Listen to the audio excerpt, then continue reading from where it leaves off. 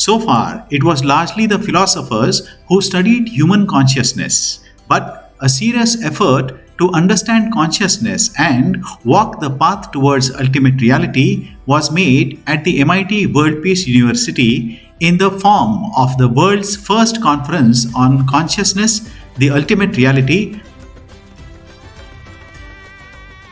Many eminent personalities, speakers, thinkers, and philosophers from all over the world share their thoughts on this subject during this conference.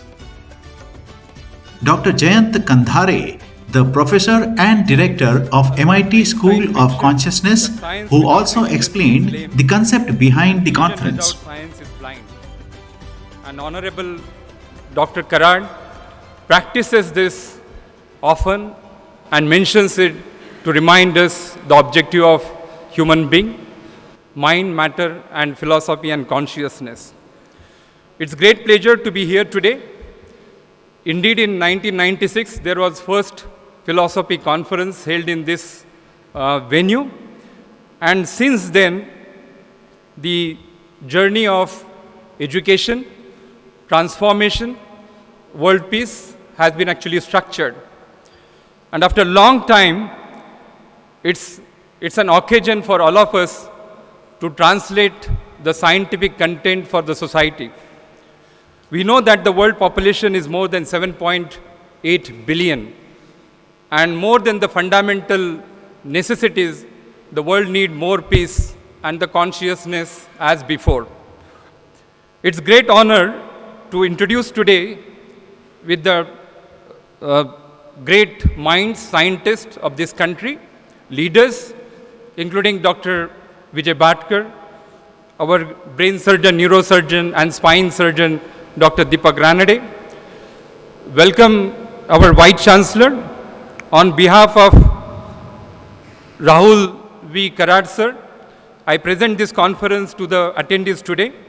We have a series of talks for next 48 hours in this great place where we are sitting. And this is more going to be a roundtable conference than our traditional conferences where everybody can actually speak and participate.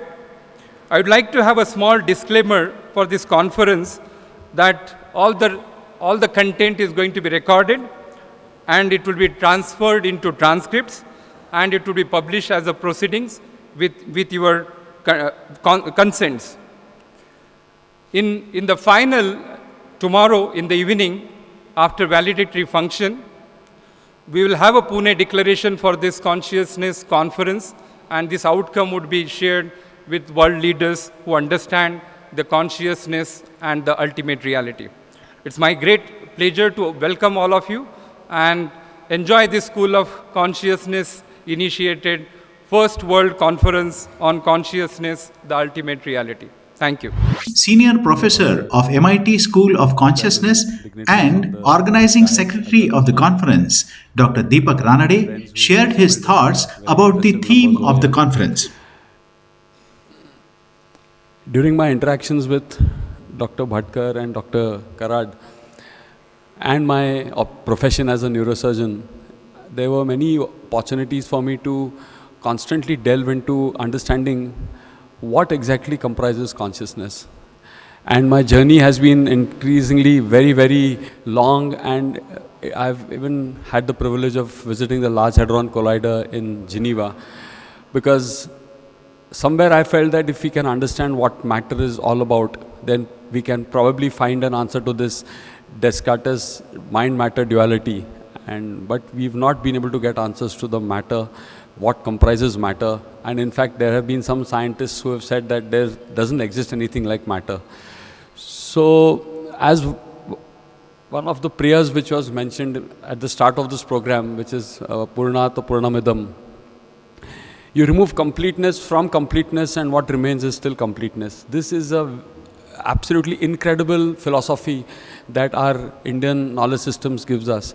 And extrapolating this further, I probably feel that the answer to understanding consciousness lies hidden not in the Large Hadron Collider or these linear accelerators or quantum physics, but more in the Indian philosophical systems. And the whole objective of this conference was to lay the first brick into setting up a tradition where we will have great minds, and perhaps the confluence of science and spirituality itself only can lead us to the final answer. And coming back to this Purnata Purnamidam, which is one of the most beautiful shlokas that I've ever been able to understand or try to understand, the same logic is, can consciousness ever study consciousness?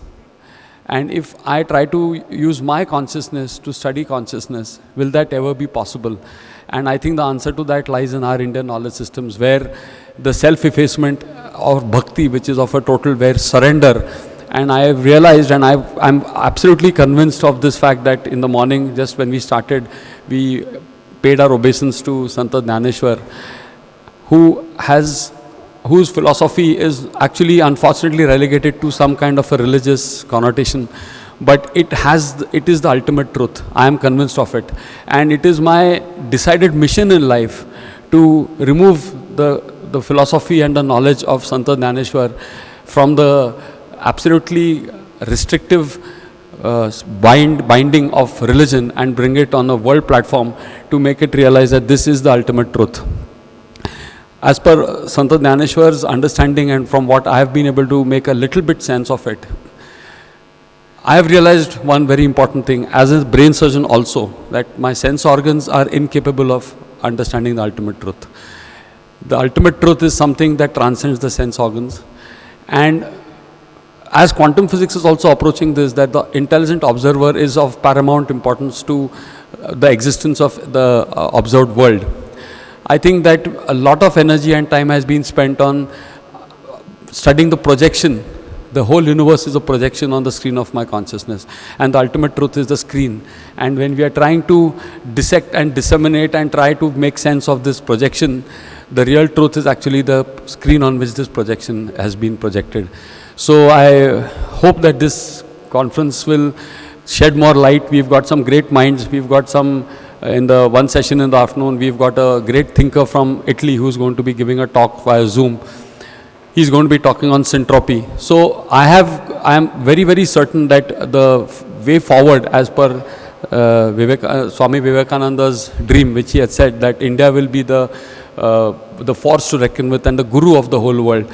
I think we are taking small steps in that direction, because unraveling the ultimate truth is eventually going to be not just a matter of science, but it's going to be a confluence or a synthesis of science and spirituality. I welcome all the delegates once again, and I hope that this conference is a very big success and we will be able to replicate its story year after year. Thank you so much. Consciousness itself is the ultimate reality, and we are going to dwell on this issue.